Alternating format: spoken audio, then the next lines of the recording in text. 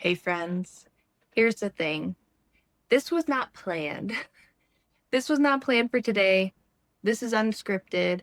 I am due for an update on my 34 for 34 list. And my husband just took both children to Home Depot. So I am going to make the most of it. I am going to take advantage of them being gone. And I'm going to see how my 34 for 34 list is going in a very candid sit down style with you. I have a blanket back there that I hang up just to be totally candid, so my husband can't see the light of my computer at night. But it's pretty, it's nice. I have my notes here, or I have my list here of my 34 for 34. The sun is coming in, it's beautiful. I did a workout today, so I feel good. I had some client calls. I feel pumped up. I'm ready to go. So if you're ready, I'm ready. Let's dive in.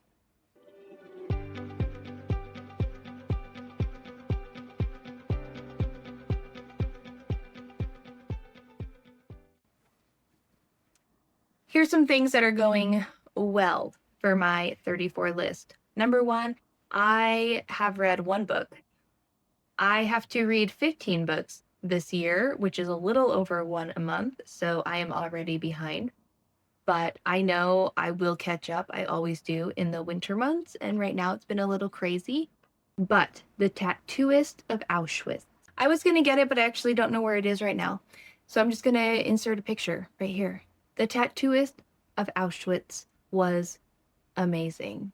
It was so sad. um, it dealt more with the concentration camps than I expected it to. I don't know. I didn't really read anything about it. I have a habit of going to Barnes and Noble and picking up a book based on its cover. Yes, I judge a book by its cover. And I also have an affinity for Holocaust books. So I picked it up. It sounded interesting. I read it. I loved it, but it was intense. If you are not ready for intense concentration camp um, descriptions of what happened, then maybe don't read it. But if you are not turned off by that, if that is okay for you, then definitely put it on your list if you haven't read it yet. I have started two other books, and that's also my problem. It's not really a problem for me. Other people see it as a problem. That is my predicament, is I don't just read one book at a time. I start like 3 or 4 books. And then they kind of just like all of a sudden I'll finish 4 books in 1 month because of how I read them based on my mood. So that is number 12. I have read one book out of 15, but it was amazing. Let's see, number 31, travel somewhere new. This is going to be super fun. I'm going to try to vlog it, but my sister-in-law and I actually booked a trip to Charleston. So if you have ever been to Charleston, leave your recommendations down below, or if you live there, because we are going for the first time ever, and it's going to be amazing because I have not taken a trip alone, like a girls' trip away, for maybe like 6 years. So it's been a while, and I'm just pumped for that. Everything kind of lined up where it was going to work out. And after my husband just had his mountain biking trip with his boys in Canada, he was like, yeah, this makes sense. Like, you should go somewhere. And then my sister-in-law offered to come with me, and here we go. I'm going somewhere new. So I can't check that off until the end of November, but I figured I'd just put a mention in case you have any Charleston tips for me. So number 15 was spend more time outside, even in bad weather. And I must say, it has been amazing weather. So I've actually just been more outside because it's been so nice and cool finally. And we go to the farm every Wednesday. I've been running now 3 days a week where I'm getting outside if it's nice out. But also, the kids and I are just popping out for smaller time frames, smaller moments outside. And I think by telling myself that I just want to spend more time outside, it it made the goal more attainable. I'm all for SMART goals, especially in my coaching, but for now, I think putting a time limit, like you have to spend an hour outside every day, was too much for me. But instead, like I can pop outside for 5, 15 minutes, which is funny because the whole point of this channel is being softer with myself and my goals, and in a softer season where I'm kinder to myself and gentler with my goals. And so I love a SMART goal, but for these smaller goals that are more about cultivating a life I love, I I can be more lenient with them, and that is giving me more space to actually complete them. So I don't have like a tracker. I'm not timing it, but I would say that most days, maybe 5 of the 7 days, we are getting outside. Number 13 was practice more somatic breathing. This is also working for me. I have been literally randomly just practicing it. I was driving home from the farm today with the kids, not stressed out, nervous, anything. And just, they were so happy coloring on like their little sketch pads in the back seat that I decided to practice somatic breathing while I was driving. And I felt so much calm and peace. And hey, maybe it's why I'm in such a good mood right now. I got my workout in, I got my somatic breathing in, I got outside today. We had a learning experience at the farm. All the things just add up, and my mood is pretty great, despite the fact that both my children did not sleep last night. So maybe there's something to be said for practicing more somatic breathing. So now I want to talk about what isn't working. Because while things are working well, I have not been going to sleep at 10:30. I had a few work things come up that conflicted with my daily mom schedule that coincided with my husband being gone and going to my in-laws and being out of the house. So unfortunately, I have been working into the evenings very late, which is not good, and I'm trying to change that. But so far, that is not a win for me, and that's okay. I want to talk about what's not working because this is a year-long journey, and I want to be realistic with you that just because I set these goals and I have this beautiful list of 34 items, it doesn't mean I'm just going to go out and crush them all. Although I'm a productivity and accountability and certified habit coach, I'm not going to crush these the first few months I spend my time on them. We're here to be realistic and softer with ourselves. And so I hope by sharing what I'm not doing great with, what I'm not achieving yet, and I hope it encourages you that if you're setting a goal list, that you don't have to get it all done right away, that you have the space and the time to complete the things as life happens. So what else? Oh, also, I totally forgot.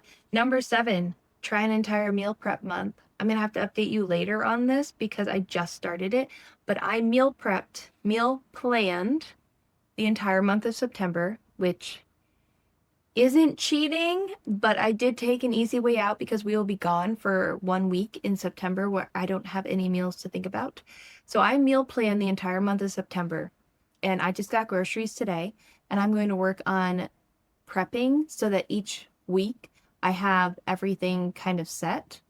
And then I'm doing as much as I can. I even wrote notes in my meal plan, like freeze half of this, freeze half of this. So my meal prep and plan month, I think in my mind originally I had it as like the entire month would be fully prepped.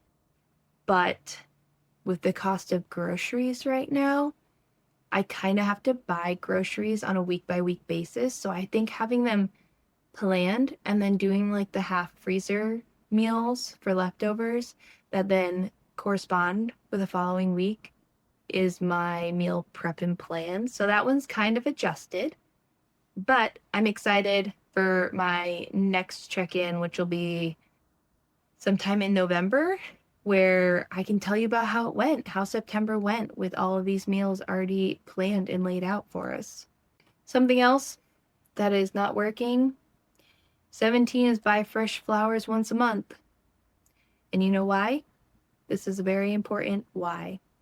Because I don't have a reminder set to do it. I don't have a post-it note that tells me to go do it. I don't have a sign in the kitchen. I don't have a reminder on my phone. I don't have a visual outside of this notebook that tells me I need to buy flowers for myself. So I have never had this habit, and there's no way to introduce this new habit without being reminded of it. So that's on me. And now I know for September, I still have obviously the whole month ahead of me. But for July and August, I did not buy myself fresh flowers because I forgot. And this is why when we are goal setting, we check back in on our goals. And this is why it's so important to check back in on your goals because it's right here. It says to buy myself fresh flowers every month. But am I opening this exact page every day, every week, when I go to the grocery store, when I pass a flower farm? No, I'm not. And I would hope that by the end of this year, when I turn 35, it'll be more of a habit ingrained in me that maybe I'll want to keep it up. But for now, remember, check back in on your goals because you might be forgetting one of them. Something else that's not working, which I'm working on making it work, is I have not edited my 2024 photos, 2023 and 2024, because I got so into work stuff on my computer that I haven't had the time to sit and actually do that. I think this is going to have to be something that's more of a winter month thing because fall in New England, which is coming very soon, is a photographer's field day. There's just so much going on, so many things to photograph, so many events to go to, pumpkin patches to take pictures in. And I don't think it's realistic to think I can edit all of my personal photos while I have client photos. I have a trip in September. I have a trip in November. So it's going to probably be like a December, January goal. And I'm okay with that because I've thought of it and I've given myself that space to maybe push that one off a little bit further. I also haven't scheduled a haircut for myself, still up here in a bun. And that is just life. That is everything happening. So, this is my update on my 34 for 34 list. It's not gone as smashingly as I was hoping the first update would be, but honestly, that feels a lot like real life.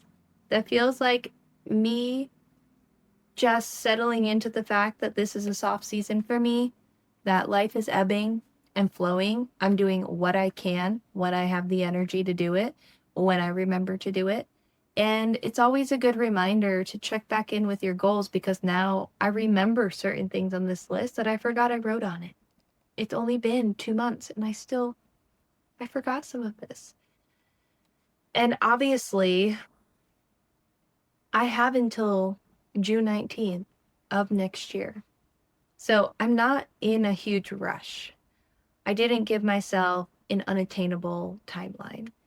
And I think my next update probably will have a bit more checked off just because the nature of the season and what I have going on. You can look forward to a what books I'm reading video if you really want to get into the nitty-gritty of the books that I'm completing on my 34 list because I honestly love those videos on YouTube. I love seeing what the other people are reading and what they're thinking of them. But I have quite a few other items on here that I haven't even touched. So hopefully my November update has a bit more excitingness.